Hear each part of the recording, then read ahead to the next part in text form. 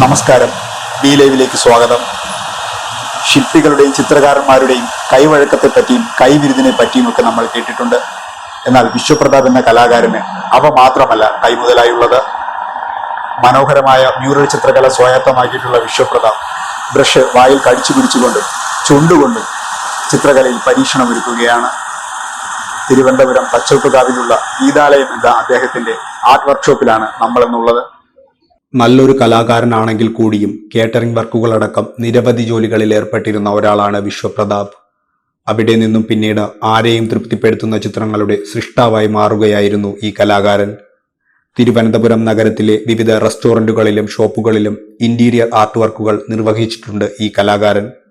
Bakery ജംഗ്ഷനിലെ അത്യാധുനിക bus സ്റ്റോപ്പിലും വിശ്വപ്രതാപിന്റെ കലാമികവ് കാണാം. കുട്ടിക്കാലത്ത് വരയ്ക്കും.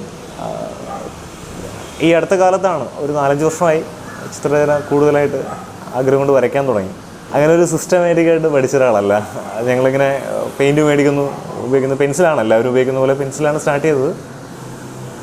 ഒരു സിസ്റ്റം ഇല്ലായിരുന്നു, പക്ഷേ എല്ലാ കളറും ഉപയോഗിക്കാൻ ശ്രമിച്ചു. അങ്ങനെ ഇല്ല, പരിശീലനം എന്ന് പറയുന്നത് നമ്മൾ മറ്റ് ചിത്രകാരന്മാരുടെ വർക്കുകൾ കണ്ട് അവർ ചെയ്യുന്ന രീതിയൊക്കെ, വിനോദ് മയൂര എന്ന് പറയുന്ന നമ്മുടെ ഒരു സാറുണ്ട്, പുള്ളിയുടെ വർക്കുകളെ കാണും. അപ്പോൾ അങ്ങനെയാണല്ലോ നമുക്ക് ഒരു വർക്ക് കാണുമ്പോൾ ഇഷ്ടം തോന്നുക, പിന്നെ റെഫറൻസ് എടുക്കുക. പിന്നെ യൂട്യൂബൊക്കെ കഴിഞ്ഞ കുറച്ച് 4-5 വർഷമായിട്ട് ആക്റ്റീവാണല്ലോ. അപ്പോൾ എല്ലാ കലാകാരന്മാരും ചെയ്യുന്ന വർക്കുകൾ അതിലിടാറുണ്ട്. റെഫറൻസ് എടുത്തിട്ട് നമ്മൾ തന്നെ കളർ മേടിച്ച് ചെയ്യുകയാണ്. ഇല്ല, എനിക്ക് കൊറോണ തുടങ്ങുന്നതിന് മുൻപ് ഞാനൊരു ചിത്രകാരൻ എന്ന ലെവലിലേക്ക് ജോലിയല്ല, സൈഡായിട്ട്, അതായത് ഒരു ഭാഗമാണ്. ഞാൻ കാറ്ററിങ് സെർവിങ് ആണ് കുറേ കാലമായിട്ട് ചെയ്യുന്നത്. പല ജോലികൾ ചെയ്യാറുണ്ട്, പൂ വെട്ടാറുണ്ട്, ഡ്രൈവിംഗ് ഉണ്ട്, എല്ലാ ജോലിക്കും പോകാറുണ്ട്. ചിത്രരചന ഈ പറയുന്ന പോലെ ഒരു ഇഷ്ടം കൊണ്ട് തുടരുകയും പിന്നെ അത് സുഹൃത്തുക്കളൊക്കെ അവസരം തന്നു. ഈ അത്തങ്ങളില്ലേ എല്ലാ നാട്ടിലും, അവിടെ നാട്ടിൽ തുടക്കം. പിന്നെ ചെറിയ ചെറിയ വർക്കുകൾ സുഹൃത്തുക്കളൊക്കെ തന്നു സഹായിച്ചു. പിന്നീട് ഈ കോവിഡിന് മുൻപ് തന്നെ ആക്റ്റീവായി ഒരു ജീവിതോപാധി ആയിട്ടൊരു ചെറിയ ചെറിയ വർക്കുകൾ ഒരു മാസം വന്നു തുടങ്ങി. കോവിഡൊക്കെ സമയത്ത് നമുക്ക് വർക്ക് ഉണ്ടായിരുന്നു. ഒരു ഭാഗ്യത്തിന് കുറച്ചുകൂടെ നമുക്ക് ആക്റ്റീവ് ആവാൻ പറ്റി കോവിഡ് സമയത്തൊക്കെ. കോവിഡ് സമയത്ത് മറ്റേതൊരു വർക്കും ആർക്കും ചെയ്യാൻ പറ്റില്ലല്ലോ. പക്ഷെ ഞങ്ങൾക്ക് ഇങ്ങനെയുള്ളൊരു ഇങ്ങനൊരു ആഗ്രഹം ഉള്ളതുകൊണ്ട് കൂടുതൽ ഞങ്ങൾക്ക് പ്രാക്ടീസ് ചെയ്യാനും ആ സമയത്ത് വർക്കും ഉണ്ടായിരുന്നു. അത്യാവശ്യം കുഴപ്പമില്ലാത്ത വർക്ക് ക്യാൻവാസുകളിലൊക്കെ ചെയ്യാനുണ്ടായിരുന്നു. ചിത്രകലയെ അതിരറ്റു സ്നേഹിക്കുന്ന ഈ കലാകാരൻ ചിത്രരചനയിൽ വ്യത്യസ്തത ഉൾക്കൊള്ളാനാണ് വായിൽ ബ്രഷ് തിരികെയും ചുണ്ടുകൊണ്ടും ചായം കൂട്ടാൻ തയ്യാറാകുന്നത്.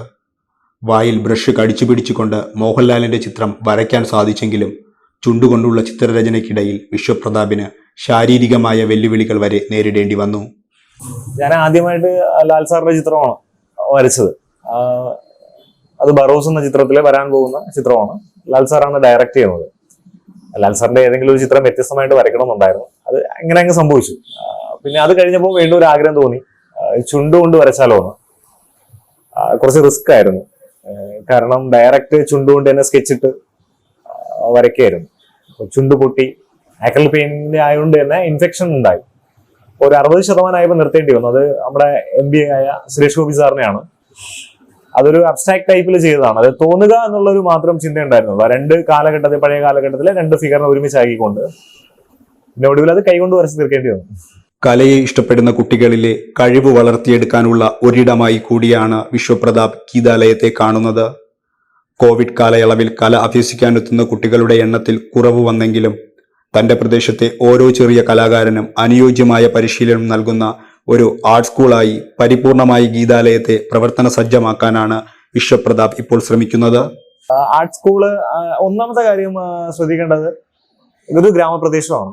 സിറ്റിയിൽ നിന്ന് ഒരുപാട് ഉള്ളിലേക്കാണ്. ജീവിത രീതിയും വ്യത്യസ്തമാണ്. നമ്മുടെ ഒരു കുട്ടി ഏതെങ്കിലും ഒരു സ്കൂളിലെ, ഇപ്പൊ നമ്മുടെ അനുഭവമൊക്കെ നോക്കുമ്പോൾ നമ്മുടെ ഏതൊരു ക്ലാസ്സിലിരിക്കുമ്പോൾ വ്യത്യസ്ത സ്ഥലത്തു നിന്ന് വരുന്ന കുട്ടികളാണ്. ചിലപ്പോൾ ഇവിടെ നിന്ന് പോകുന്ന കുട്ടികൾക്ക് അതിനുള്ളൊരു സാഹചര്യം ഉണ്ടാവില്ല. ആ മെറ്റീരിയൽ ബേസ് ഉപയോഗിക്കുമ്പോൾ പറയുന്നത് മനസ്സിലാവുമല്ലോ. ഇപ്പൊ എന്നെ പോലൊരു ആൾക്ക് അങ്ങനെ ഒരു സാധ്യത ഉണ്ടായില്ല. എന്തൊക്കെയോ ഭാഗ്യം കൊണ്ട്, ആരുടെയൊക്കെ സഹായം കൊണ്ടാണ് ഇവിടെ എത്തിയത്. അപ്പൊ ഞാനത് മറ്റൊരാൾക്ക് കൊടുക്കാനുള്ള ഒരു ശ്രമമാണ്.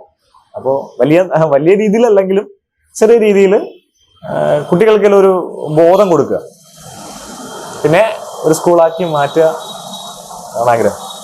ഞാനിപ്പോ പറയാമല്ലോ,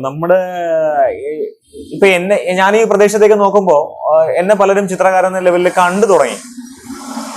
അങ്ങനെ ഒരു പക്ഷേ എന്നെക്കാളൊക്കെ ഒരുപാട് നന്നായി വരയ്ക്കുന്ന ആളുകൾ ഇതിനിടയിലുണ്ട്. അവർക്കൊക്കെ കിട്ടുന്നതിന് കൂടുതൽ അംഗീകാരം എനിക്ക് കിട്ടിയതുപോലെ എനിക്ക് തോന്നുന്നുണ്ട്. അപ്പൊ സെൽഫായിട്ട് നോക്കുമ്പോൾ അംഗീകാരം നമ്മളെ സന്തോഷപ്പെടുത്തും, പക്ഷേ അത്രത്തോളം അർഹിക്കുന്നില്ല. നമ്മളെക്കാളും നന്നായിട്ട് വരയ്ക്കുന്ന ഒരുപാട് ആൾക്കാർ നമ്മുടെ ചുറ്റുപാടും ഉണ്ട്. സെൽഫായിട്ട് സന്തോഷമുണ്ട്. ഞാൻ പറയുന്നത് എല്ലാ പേരും വരണം, ഉണ്ടാക്കി വരണം എന്നാണ്. കല എന്നും നമുക്ക് മനോഹാരിതയും കുളിർമയുമാണ് പകർന്നിട്ടുള്ളത്.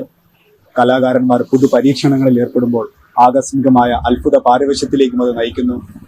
നന്ദി, നമസ്കാരം.